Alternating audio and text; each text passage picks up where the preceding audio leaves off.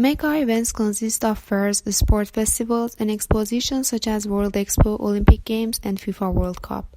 Why is planning for mega events important? Mega events are known as a positive urban strategy which can make tangible and intangible beneficial impacts on cities and nations, including boosting economies, turning cities to tourist destinations, and urban development. However, mega events may result in detrimental impacts on the cities such as financial losses and unequal distribution of costs and benefits. There are some underlying patterns that separate successful and unsuccessful mega events.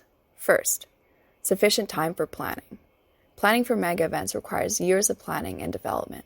A lack of time often leads to incomplete or unsuccessful implementation. 2. Integration into long-term plans and objectives.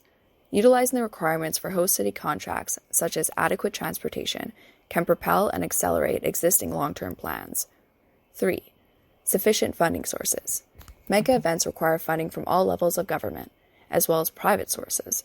It is also suggested that there are other mechanisms of revenue generation besides entry ticket fees and television rights. And finally, reusable infrastructure for after the event.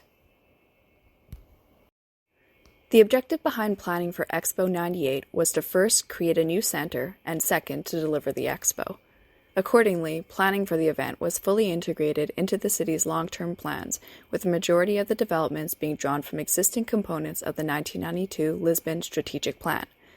The event propelled an expedited process of projects such as the expansion of the international airport, a new bridge connection, and several public transit additions, including metros and trams. A private company was created to plan and dismantle the expo, as well as to buy, develop, and sell the land after the event to generate more revenue. Additionally, 300 hectares of the land was state-owned, reducing costs of development. In addition to transportation infrastructure, other developments were designed to be reused or repurposed immediately after the event, including public spaces, commerce, a university, and a hospital. In 1997 and 2004, Rio's transport proposal did not meet the expectations of International Olympic Committee in terms of the difficulties of heavy rail and urban motorway development. The mayor decided to connect the city with BRTs, which was liable to increase the possibility of Rio's transport proposal for winning 2016 Olympic bid. Major road widening was a part of Rio's BRT's implementation, which created more space for cars, reduced sidewalk space, and built physical burdens in some neighborhoods. After construction of BRT, significant changes were made in terms of the informal commerce, unplanned street crossings, and pedestrian traffic.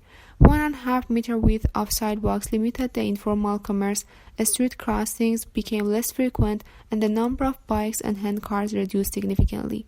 Dozens of deaths and hundreds of injuries were also a consequence of the deficiency of safe crossings.